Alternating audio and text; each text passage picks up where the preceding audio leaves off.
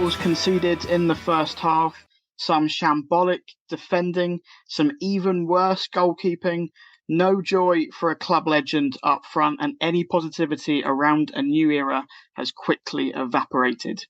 No, you have not tuned in to a Manchester United podcast. This is still the Tilehurst End Podcast, focusing on Reading FC, and this is episode number 305, where we will be going through those comedy of errors after Reading lose 4-0 to Rotherham. My name is Olly Allen, stepping in to host this week's show, and joining me is View from the Dolan writer Ben Thomas. Ben, how are you? I'm all right. Yeah, not too bad. It would be nice to do one of these when we've had a 4-0 win, but when we will get that again, who knows? But apart from that, yeah, I'm all good, mate. I've been enjoying the sun, which is always a pleasant experience in this country. Yeah, I think it has been the best tactic just to try and forget about Saturday over the last couple of days. But I am going to drag you back into the mire of what was the absolute calamity on Saturday afternoon. There's definitely a bit of a sense of deja vu. You were saying when are we going to get one of these 4-0 wins? And I remember sitting here would have been almost a year ago now. I'm pretty sure it might even been with you and Mark after that 4-0 away defeat to Huddersfield at the end of August last season. It feels very similar.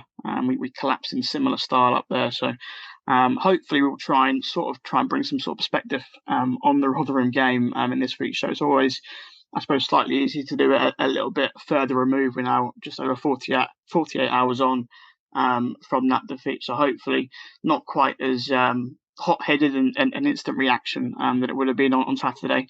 But we'll get into the recap very, very shortly. As always, I mentioned to our sponsors, ZCZ Films.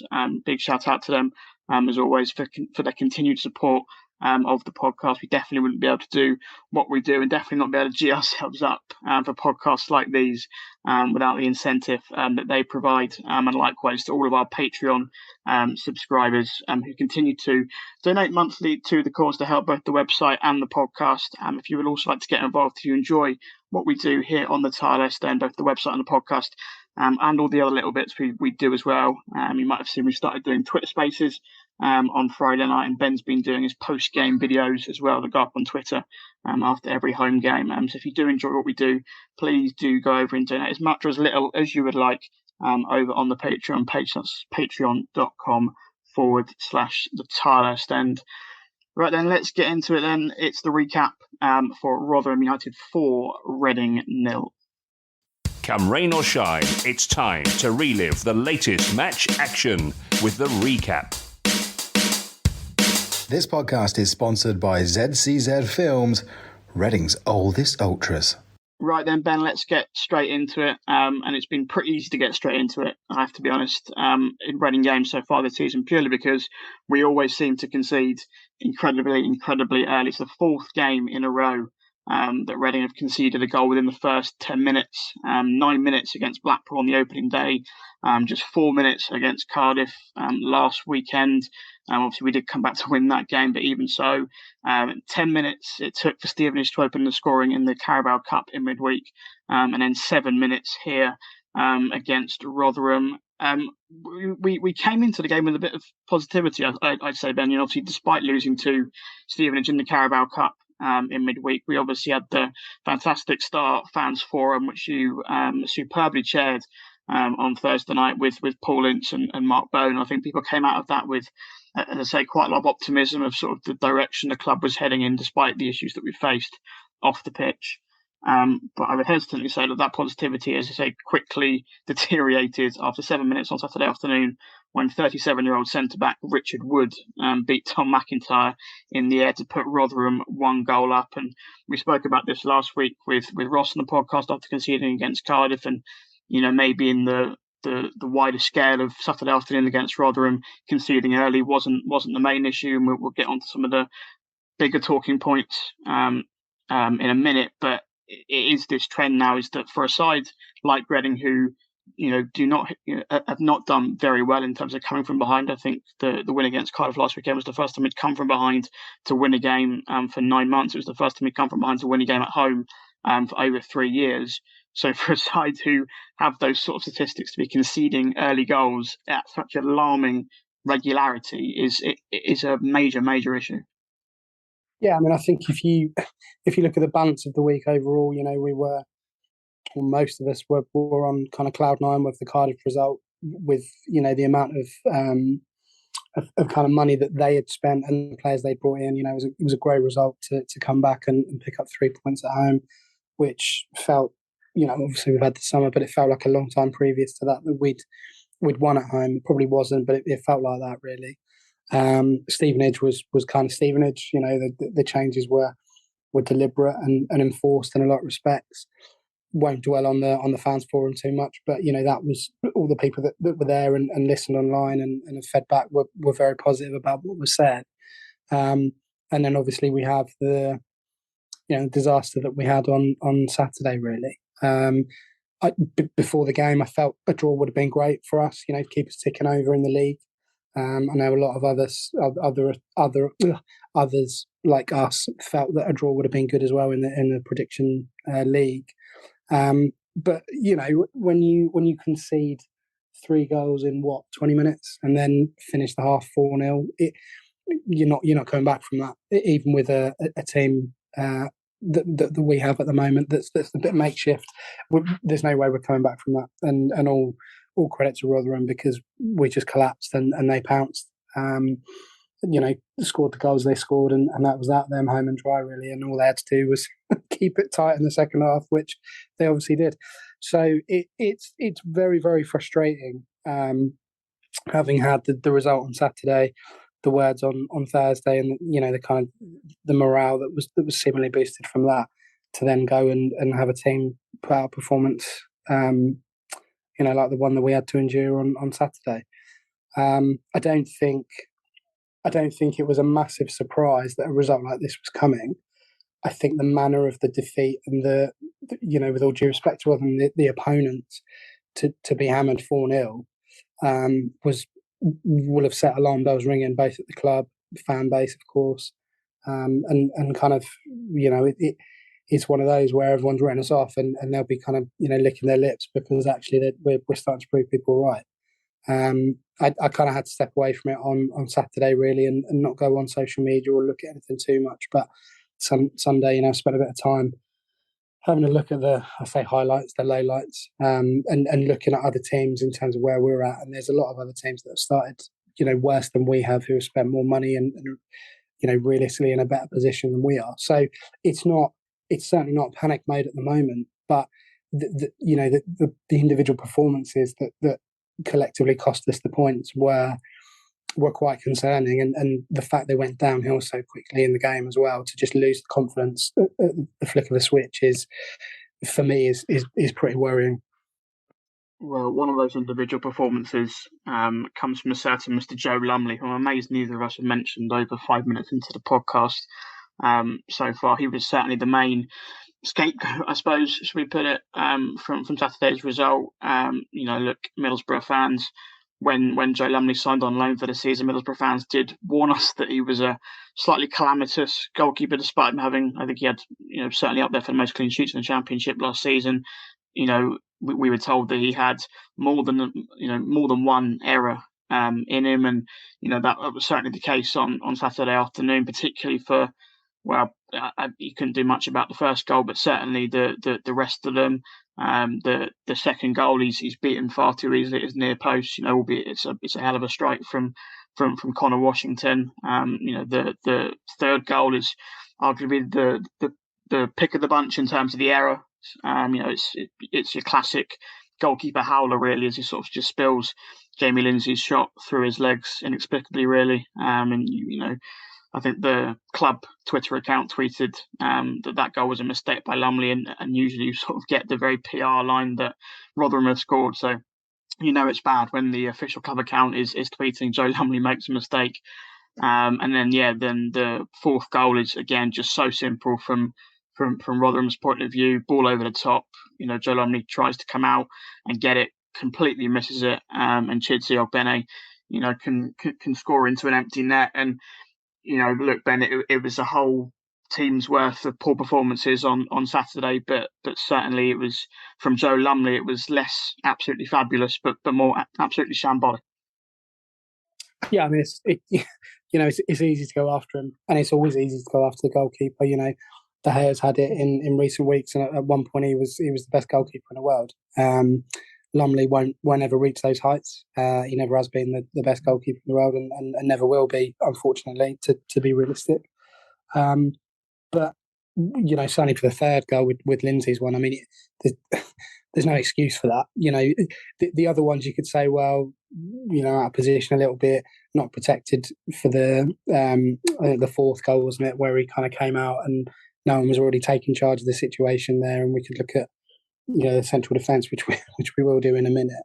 But the concern really is that it's the speed of the collapse rather than the individual errors. And any goalkeeper in any division all across the world will always have those errors, and it doesn't matter what position or what team they play for, how highly they're rated. They will always be prone to those errors. They're always capable of those.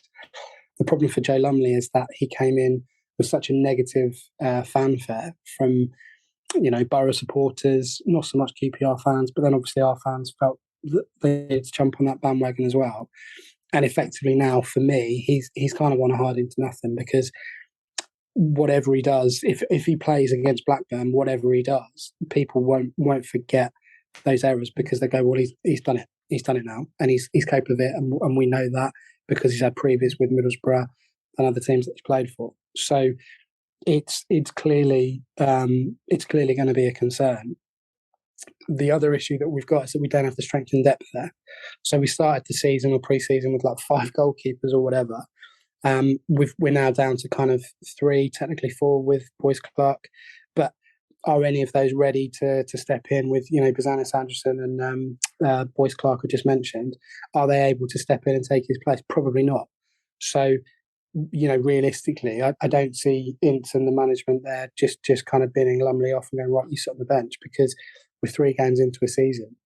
And I would be very, very surprised if they then said, right, well, he's not going to play again. It's very, very difficult now. Very, very difficult. And I think the players around him need to step up. I think the players around him need to, hopefully they've done it privately, rally around him. It didn't seem like they did that at the game on Saturday, which again is a problem. So there are lots of factors there. But whichever way you look at it, he had an absolute shocker, and he's not going to be able to forget that for a while. So he's got to move on as best he can to try and pick up the performance level, really. Yeah, I mean, I suppose that is the big thing now with Joe Lumley is, does he stay in, certainly, short term at least for the Blackburn game on Wednesday night.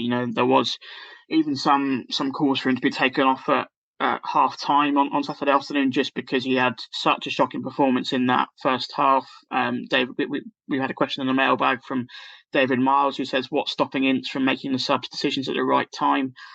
We could see Lumley's head go down, and why couldn't he? And it is a really tricky one, because, as you say, this wasn't just your sort of ordinary goalkeeper calamity. And look, I generally have a fair amount of sympathy for goalkeepers, because ultimately they're in a position of the pitch where if they make a mistake, if they make an error, then it's going to lead to a goal. They are, I think for me, goalkeeping is the hardest position on the football pitch, because they are in that scenario. If you make a mistake as a striker, then you might not get a shot away, or your team might lose the ball or whatever, but it's not going to directly lead to a goal being conceded. Whereas if you're a goalkeeper and you make an error, as Lumley did multiple times on the weekend, and it wasn't just the goals. There were other incidents where he made a couple of errors, and Rotherham nearly scored from them as well. So it is a tricky one. Obviously, well, Paul Ince mentioned it in his post-match interview that Joe Lumley kept the clean sheet in the second half. I'm not quite sure how much credit that really gives Joe Lumley, considering Rotherham barely pressed for another goal, and he didn't actually have a save to make in that second half. So it's definitely decision time for Paul Ince on Wednesday night. And as you say, it's about how players rally around him, because, as you say, they didn't seem to me, particularly after that third goal on Saturday, which was the most glaring error, there was no Reading defender going over to Lumley and sort of patting him on the back and sort of trying to G him up. And as a result, his confidence just looked completely shot for the rest of the first half, and was making error after error really. So a big night for him on Wednesday night. I was quite impressed with him actually on against Cardiff in the first home game. Made a couple of good saves. We spoke about him on the podcast last week. He was very commanding of his area and everything like that. So he's got that in him. But as we've seen on Saturday, he's also got those errors in him. So big decision for Paul Ince to make on Wednesday night. As you say, wasn't helped by centre backs. Certainly Tom McIntyre and Tom Holmes in particular, came in for some criticism at the weekend. Their weaknesses were certainly exposed. Benjamin Vickers says, were the second and third goals Lumley errors, or should there have been a sweeper there covering long balls, particularly in a three-man defence? Similarly, Chris Dunn says, why do we play such a high line when the opposition had pace up front? And there was a remarkable similarity in particular between the second and the fourth goals. Both such straightforward balls over the top. Whether it was a case of Reading playing a high line or the defender switching off or not being able to cope with the pace of Bene in particular.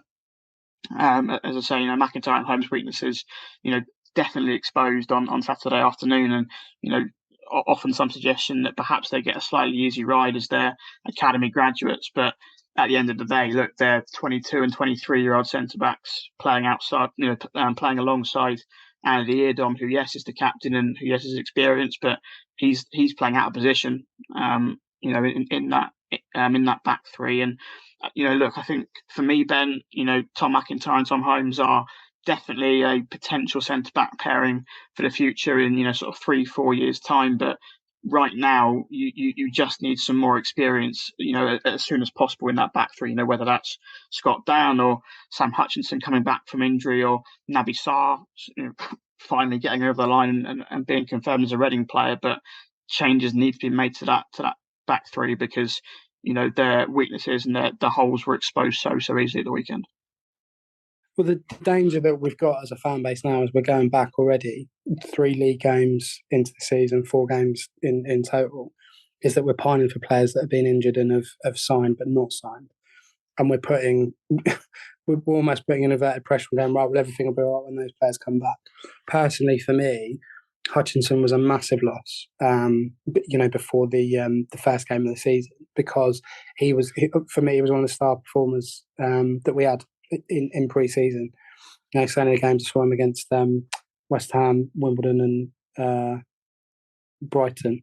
Or did he play against Wimbledon? I can't remember. But anyway, the games that I saw him playing, he was brilliant. He was absolutely brilliant. And I was kind of lucky enough to sit, certainly for the West Ham and Brighton games, kind of right in line with the last line of the defence, really. And he didn't stop talking, and he was communicating. He was organising. He was really, really in control of that pairing there. And we looked pretty good. We looked pretty solid at that point. Now, obviously, the injury happens. You've got to reshuffle again. Under no circumstances should Tom McIntyre and Tom Holmes be left to their own devices in that defence currently, because they lack the experience. I know that, as you mentioned, they're 22, 23. They're getting on a little bit, but they have not had the right role models around them consistently to be able to be good players at this level together without someone in there going, right, you do this, you do that. So for me, they have to take a huge chunk of the blame for Saturday, because they were not good at all. And the problem for them is that they are, to a point, revered by the fan base because they're Reading fans, and that's great, but that only gets you so far. And for me personally, they have to now step up. I saw Tom McIntyre put out a tweet saying, it's not good enough, blah, blah, blah. For me, that makes it worse. Do your media interviews after the game, say what you need to say, move on. Don't say anything, because actually it's just empty words.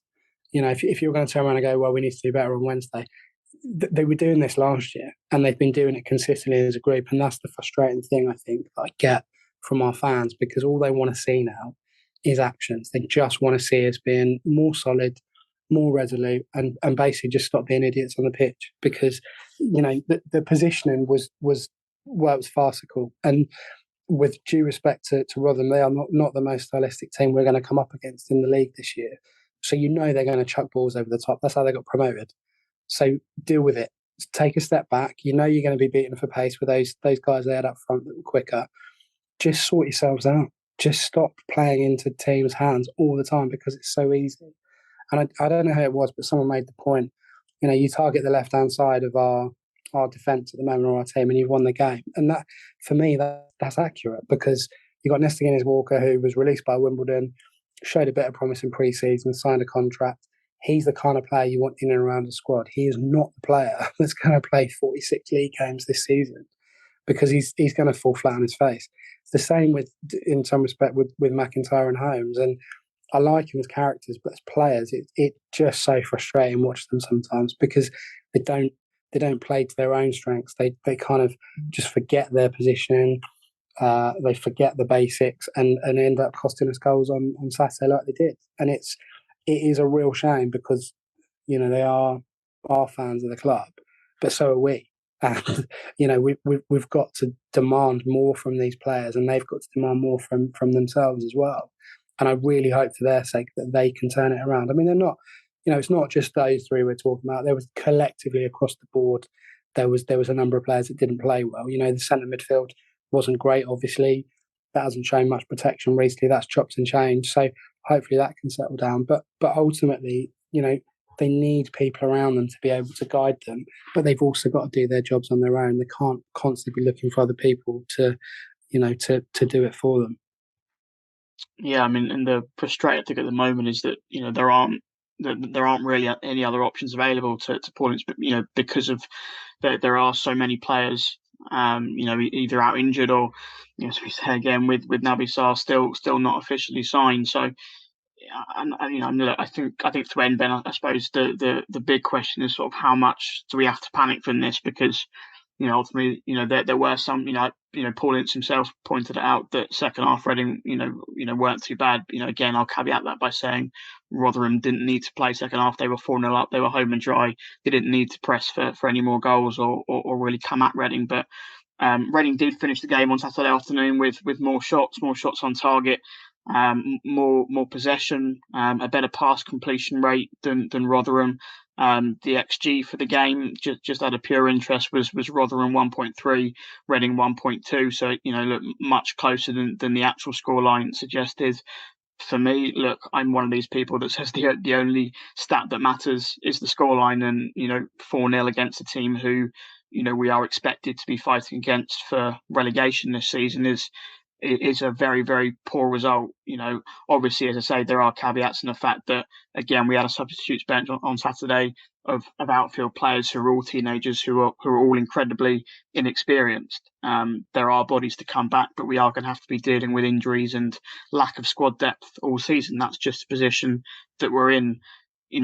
Ben, that as we spoke about earlier, that there was a lot of positivity after the Cardiff result, and we showed in that game that we can go toe to toe with a team. We can play well. We can show spirit. We can get a result. How much can we take from this game? Because I think we are almost at risk of sort of flip-flopping this season, where after every win it's going to be, oh yes, we're incredible, we're going to defy the pundits, we're going to beat the drop, we're going to be well clear of relegation, and then the next week we get a result like this where it's all doom and gloom, and we're going to go down, it's all going to be a long hard season. Is in actual fact the reality somewhere in between those two, or is it one way or the other? Well, the last few years, really, since Stam has been feast or famine at this football club. It really has. And I think, from my point of view, a lot of the hysteria after a win is just people just enjoying it, and I don't blame them, because there are people that go home and away. I don't tend to go away, for various reasons, mainly family commitments and stuff. But people spend an absolute fortune, and what they want to see and is evident is that they want a team that's going to fight, and they want a team that they know is going to turn up. And we went into the season hoping that would be the case. We weren't massively outclassed against Blackpool, I don't think, not second half anyway. We really deserved to draw. Cardiff, after we conceded, we got ourselves sorted and we got the job done. Stevenage was Stevenage, as we said, and then obviously the horror show on Saturday. Now, if the players can turn around and go, right, that's our horror show done, we're going to knuckle down and get on with it, great. Happy days. Fantastic. We know, and most Reading fans' expectation will be just to stay in the league. We know it's going to be difficult, but I still believe we will stay up. The real issue really is going to be keeping those players fit and being able to rotate kind of almost at leisure when we can. I know we're going to come back to substitutions later on, but we can't keep looking to players that we haven't got to solve problems. The players have got to get out there and they've got to stand up and compete.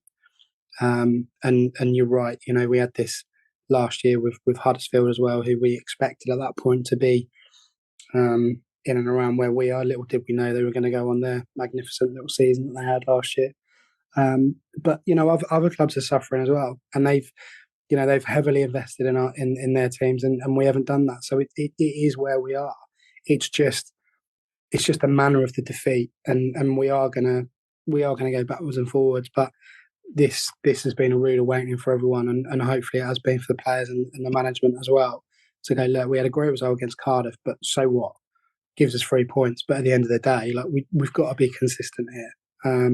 Got 2 very difficult home games in the next few days coming up, and they've got to be ready for them. They've got to be mentally prepared, and I think if they're not, then we all know what's going to happen. We're going to get turned over again. So it's going to be tough. We know it's a competitive league. We've been here for 11 years. We know the qualities. We know the desires of the teams that we play. We've just got to start matching that now and celebrate those points when we get them, and kind of not get too over the top really. But the number one priority has got to be staying in the league, and 21 or 21st is the goal for me really.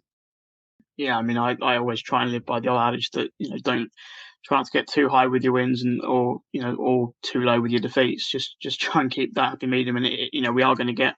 I certainly don't think a 4-0 defeat to Rotherham is going to be our worst result of the season, unfortunately. But as I say, we have shown we're capable of winning games too. So it's definitely going to be a topsy-turvy one for sure. Let's hear then, rounding off the recap then, with what Paul Ince thought of the game against Rotherham. Listen, I think at the end of the day, it was the first 45 minutes was poor. Wasn't at the races. It was weak. They bullied us. We knew what was coming from Rotherham.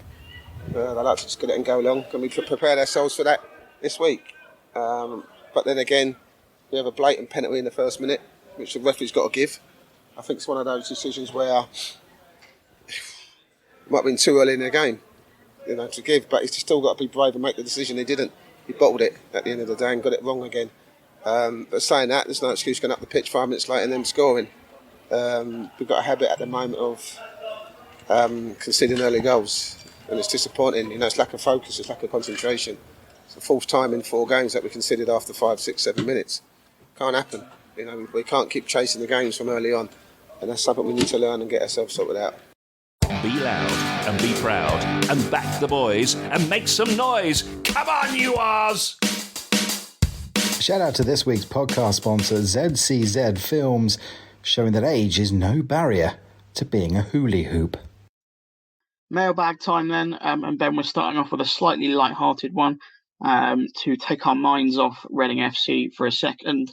James Royal says, what are your favourite cheeses? Going for avoidance on Reading FC. If we don't approach the problem, it doesn't exist. I will kick us off. And I will say, it depends what sort of mood I'm in. I think if I'm going cheese in a sandwich, then I would definitely go for something like Emmental. Big fan of Emmental. Or if we're talking sort of in a pasta or in a salad, I'd definitely go with something like feta. Those sort of like tomato and pasta salads from supermarkets are a big favourite of mine. Ben, favourite cheese for you? Such a difficult question because cheese is so versatile. Honestly, like if we had a player like Cheese, we would be laughing, wouldn't we? Because they can do anything.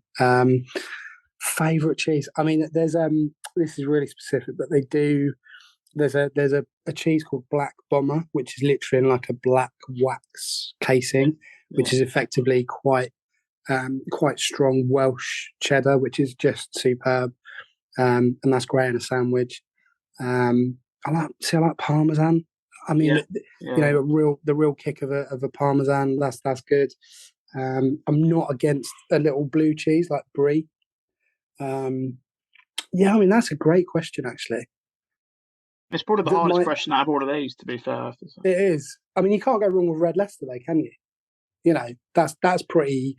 You can do that. You can stick that with meat in a sandwich if you want. You know, nice bit of salad in there as well, pickle potentially. So, I mean, that is. I'm going to have to think about that. I really am. Tough one, very tough one. Well, there we are. If you take nothing away from this podcast, apart from one thing, please do take away that we are big fans of cheese here on Tilehurst End Podcast. So if anyone does want to send any, please do get in touch. And as you've heard, we will take pretty much anything, I think, by the sounds of it. Sadly, we do have to move on to more pressing matters on the team. And Daniel Wimbush, our great lord and founder of Tilehurst End, has said thoughts on Paul Ince digging out the team and its mentality. Has the time come for tough love, or is the fragility of this squad something that needs better protecting? We heard from Paul Ince a few seconds ago, and sort of saying that Reading were bullied in the first half, and I think his quote was that they let everyone down. Ben, what are your sort? I mean, I think Paul Ince strikes me as a manager that sort of says what he wants, and we've seen that ever since he's come in. Really, some of the things he does say in his interviews are perhaps out of the ordinary. He's a man who sort of lives by his own rules. Where do you sort of stand on the line of sort of calling out players publicly, or is it better to have those discussions, internally? I'm fully behind it because he was right. I don't like it when managers come and criticise individuals. If you're criticising the group, all for it. And I think part of that, from his point of view, was that on Thursday he talked a lot about this kind of siege mentality and improving the resilience of the group. And they showed none of that on Saturday. So I don't have any issues with that personally. I think if he was going to come out regularly and start criticising players individually, that would be a massive concern. But he will be as frustrated as anybody. Did he get it wrong? Yeah. You can't, if you're the manager of a team that's conceded 4 goals in the first half, you have to take responsibility for that. That's the position. That's the game that we all love and hate in equal measure. So, I don't have any particular issues with him calling the group out. It's just when managers come out and blame individuals I don't like. That's always for me a behind closed doors chat. So yeah, he's well within his rights to that because they were terrible. He has to demand those standards from those players. The same the fans do. Really, it is part of the game, and they have to sort this out very, very quickly. And hopefully by him doing that will be a bit of a wake up call. We had a bit of a softly approach last season, or very softly approach with Paunovic. He protected the group an awful lot to his detriment, I will add. Ince sort of came in a little bit critical, but kind of backed off a little bit when we were getting results and kind of showing some resilience in games. But you can't, whichever way you spin it, you can't defend, pardon the pun, that result and that performance on Saturday. So I think he's well within his rights to go after him. A couple more questions on Ince then. Simon C says, successive Reading managers seem to have been reluctant to make substitutions compared to other teams. Could this have contributed to the crazy amount of injuries that we have seen? While Michael Bassett says the most successful Reading team in the past has played with 2 strikers. Why are modern day managers so reluctant to play this, especially as our lone strikers struggle? I think Paul Ince would be very... it's very generous to call Paul Ince a modern day manager, but I do agree with the sentiment. Ben, I think for me, both of these questions just purely come down to the lack of options available to Ince at the moment. As I say, again, Reading subs bench was made up of Dean Bozanis and on Saturday, and all the outfielders were teenagers with very minimal experience. The only striker on the bench at the weekend who could have partnered Shane Long or could have come on slightly earlier was Kelvin Ihapatiaman. Obviously scored his first senior goal against Stevenage in the League Cup last week. Obviously we also saw Jamari Clark in the League Cup. Wasn't involved at all. Not even in the matchday squad against Rotherham, but he then did score for the under-21s against Burnley this afternoon. Obviously Lucas João, we're not quite sure when he's going to be back. It is just a lack of options for Paul Ince at the moment for me. And I suppose building off that, would you like to see either, Iheanacho or Jamari Clark coming in to, either replace Shane Long? He's 35. Is he going to be able to play 90 minutes twice in a week against Blackburn? Or maybe partner Shane Long on Wednesday. What's your sort of take on this, Ben? I think with regards to Saturday, we can't look at that bench and go, right, they're going to be game changers. We're not in a position where we've got players on the bench that we know are going to turn a game or help us improve the position we're in during the match. So they're there solely to make up numbers, and hopefully it'll be good experience for them long term. But the only thing that he could have done really, which would have been a really, really brave thing to do, would have taken Lumley off and put Pazanis on. But quite honestly, by the time you've conceded 4 goals and you've been at fault for definitely 1, probably even 2 or 3, as we've mentioned, as a group, how much worse can it get? So you might as well let him ride it out. It's pointless making the change there because, you've got to think long term as well. A completely destroy a player who could, and I use that in inverted commas, could be useful moving forward throughout the season. Very, very dangerous subbing a goalkeeper off at half time for a number of reasons. In terms of Big Kelvin up top, yeah, he would have been the logical one. I think that would have been a good game for him to come on, pressures off.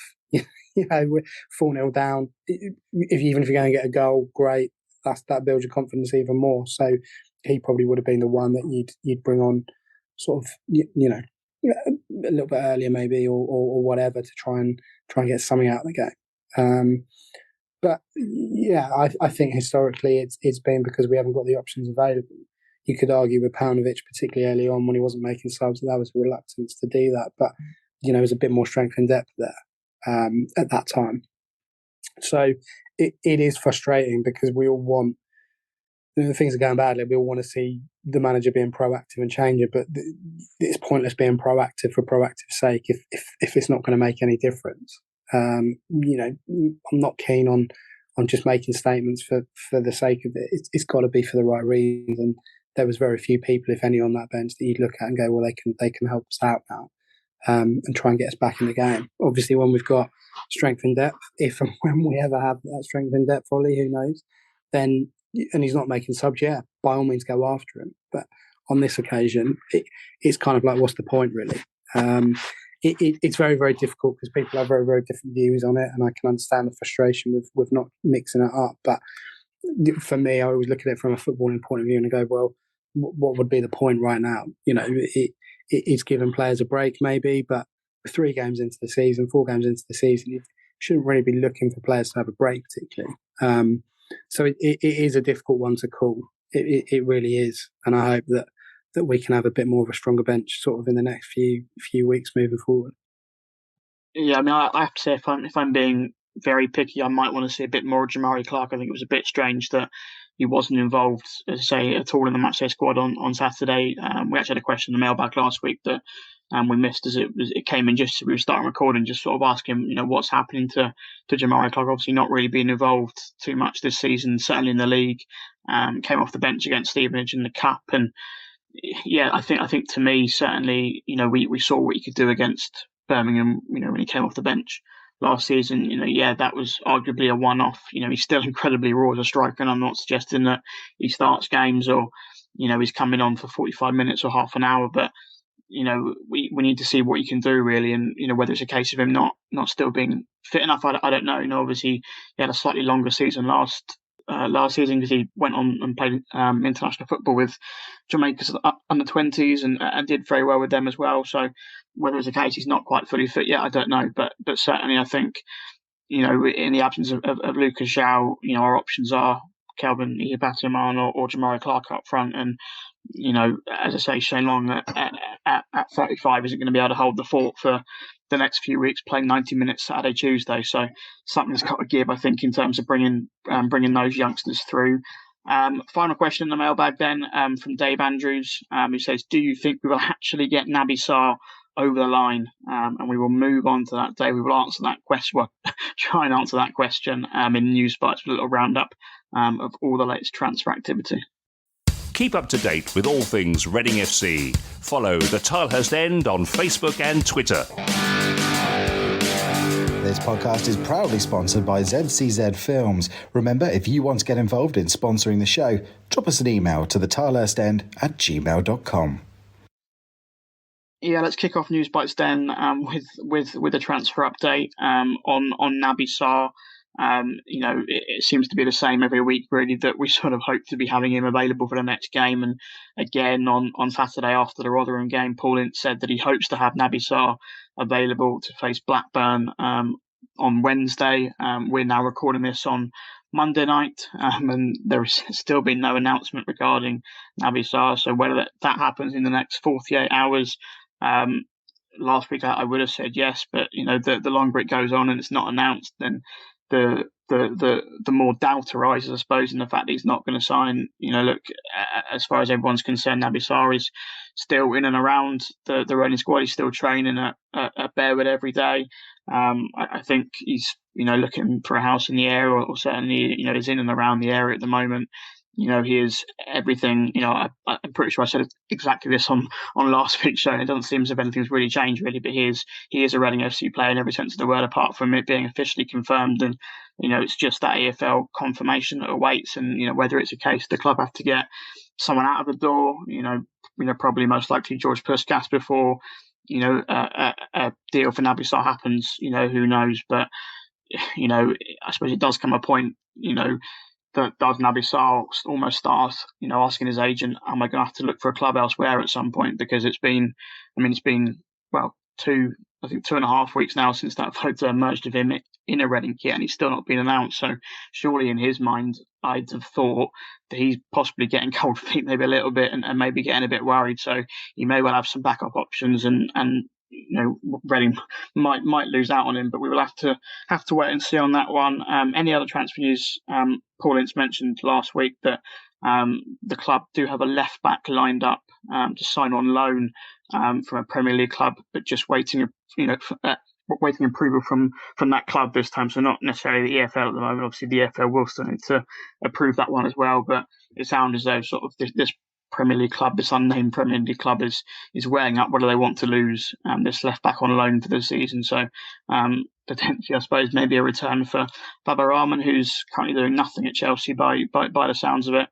But plenty of other sort of, we might well see this towards the end of the window now. We're now in the final sort of 2.5 weeks where Premier League teams are finalising their squads for the campaign, and players do become available for loan for the season, and Reading might be able to secure a few deals there. Latest on injuries, Obi Ejaria missed the Rotherham game through a hamstring problem. He played through that hamstring issue against Cardiff last week. Paul Ince is probably going to be out for around a month. He joins Sam Hutchinson, Scott Dan, Dejan Tetek, Lucas Zhao, Yaku Mete and Femi Aziz. That injury list is still incredibly dauntingly long for this stage of the season. They're all still sidelined. It sounds as though Sam Hutchinson is probably the closest to returning out of those lot. Scott Dan and Dejan Tetek have recently returned to light training, and Yaku Mete and Lucas Zhao are expected to step up their recoveries over the next week. Obviously, one name I didn't mention there was Liam Moore, who, for all intents and purposes, is not a Reading player at the moment. He's being paid by the club, but he's not being given a squad number. And it sounds as though as soon as he's fit, the aim is to try and shift him off the wage bill. Latest on Reading FC women, they have made another new signing in the last week. They went a bit crazy. 2 weeks ago, they brought in 3 players to space of one day. They brought in another player in this last week, 33-year-old Irish defender Diane Caldwell. She was signed on a free transfer after her release from Manchester United. She spent almost all of her career abroad, but she did make 5 appearances for United in the WSL last season. Very experienced defender, can also play in midfield. Got 87 international caps for the Republic of Ireland. Reading FC women did begin their pre-season friendlies at the weekend with a 2-1 defeat to Women's Championship side Bristol City. It is now less than a month to go before their first game of the WSL season at home at the Select Car Leasing Stadium against Liverpool on September the 11th. Tickets are on sale for that one now. So if you do want to go and support the women in light of England's Euro 2022 triumph, do get down to the Select Car Leasing Stadium on September the 11th at 2 p.m. kickoff for that one against Liverpool. The men's under-18s, they began their season with a 3-1 defeat to Wigan on Saturday, although that's not even been updated on the club website yet, which tells you how much attention the club are paying to the under-18 side this year. They host Burnley at Bearwood next weekend. And speaking of Burnley, the under-21s did beat the Clarets to get their season off to a winning start this afternoon on Monday afternoon. First half goals from Jamari Clark and Basil Toomer. Basil Toomer, of course, the 17-year-old, has been involved in the first team squad a couple of times so far this season. Both of him and Jamari Clark scored in a 2-0 victory for Noel Hunt's under-21 side. And their next game is away to Coventry on Tuesday the 23rd. Right, I think that's just about everything round up. A lot to round up at the moment with all the injuries and transfers and everything. But let's get into then the big match preview with 2 big home games coming up over the next week for Reading. Be loud and be proud and back the boys and make some noise. Come on, you R's! Shout out to this week's podcast sponsor, ZCZ Films, showing that age is no barrier to being a hula hoop. Yeah, 2 big home games then over the next week for Reading. Blackburn on Wednesday night and then Middlesbrough on Saturday. It is just Reading's luck that they come up against Blackburn on Wednesday. Blackburn are the only team in the Championship with 9 points from a possible 9 so far this season. They got a 2-1 win over West Brom, I think it was, on Sunday. I put Swansea here, but they beat Swansea on the opening day. So that's off the top of my head, I think it was West Brom. And then they beat QPR 1-0 and Swansea 3-0. Incredibly, they've managed to keep hold of Ben Brereton-Diaz this summer. Whether he's still a Blackburn player come September the 2nd, I'd be incredibly surprised if he was, but he remains their danger man at the moment with 2 goals in 3 games. Obviously, they've got a new man in charge. The Tony Mowbray era is over for Blackburn. They've got Danish boss John Dahl Tomarsson in the dugout. Interestingly, I have to credit Biscuit Analytic, the account on Twitter, for this one, Ben. But Blackburn have scored 6 goals this season, despite their XG for all 3 of their games being just 1.6. You can pay as much attention to XG as you like, but they are massively outscoring their XG this season. 4 of their 6 goals have come from outside of the area. Dare I say, shades of Veljko Paunovic's start to life in England 2 years ago. Yeah, for sure. Look, they've got a new manager bounce. Sort of fizzled out towards the end of last season when it became apparent that Mowbray was not going to be asked to stay on. Whether or not they've gone through, a major evolution, I don't know really. I like you. I don't think Diaz will stay. I think he probably deserves. He's had enough in the lower leagues and probably deserves his shot. Higher up in the Premier League certainly. So, all the best to him when he does go. But look, I mean, it's very, very difficult at this stage of the season to discredit the fact that they've won 3 games, regardless of who they played. The inconsistencies in the league are very apparent already. Beating West Brom they will probably look back on that and go, "Wow, that was a cracking result." Swansea didn't start well, but picked up a result of the weekend. QPR sort of fair to middling, so they're not beating bottom feeders really. They're beating some traditionally all right teams. Whether or not they are going to be able to keep this up, I don't know. I really don't know. From our point of view, I don't think it should be a daunting prospect to face them at home, particularly. They've done well up until this point, but their start won't last. So we might as well be the team to stop them from winning the 4th game in a row, really. It's not going to be easy, without the cliche, but no games in this division are easy. We look at Middlesbrough on Saturday, a bit further ahead. They've had a pretty iffy start to the season, as have Norwich, as have Stoke with all their new signings. Luton haven't been great. Bristol City already talking about the manager. So it's not panic mode for Reading at the moment, certainly not. But it's we do need to get this home form right, and that was the one thing that I really wanted to see an improvement from heading into this season, is that we pick up points and we become a lot more resilient at home. So I'm hoping that we can go into the game on Wednesday night and be, see a team that's a bit more committed, a bit more mentally on it, and a bit more kind of stable all round, really, to try and get at least a point out of the game. The block of games that we've had this week, Rotherham, Blackburn, and culminating in Borough at the weekend, I personally targeted 4 points. I think that'd be a great return, and it would be an even better return now, considering the result we had on Saturday against Rotherham. So there's opportunities for players to come in. I don't think they will, to be honest, as we've mentioned previously, but it would be good to put on a bit more of a resolute show, and not get walked over on Wednesday night, really. I presume those 4 points, at least one of them was coming against Rotherham at the weekend. It was originally, yeah, but I'll definitely take 4 points now. Hopefully with something. I mean, it's a big ask, I know, but even so, 4 points from now would be even better than including the Rotherham game, basically. Well, Reading are 3 points from 3 in their home games this season.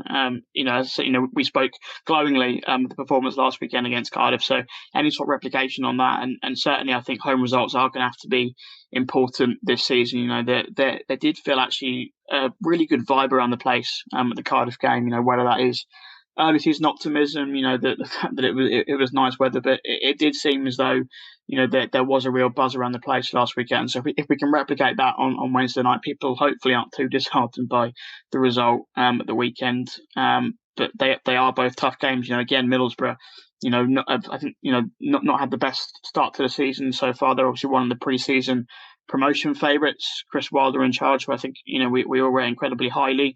But they have only taken 2 points from their 3 games so far.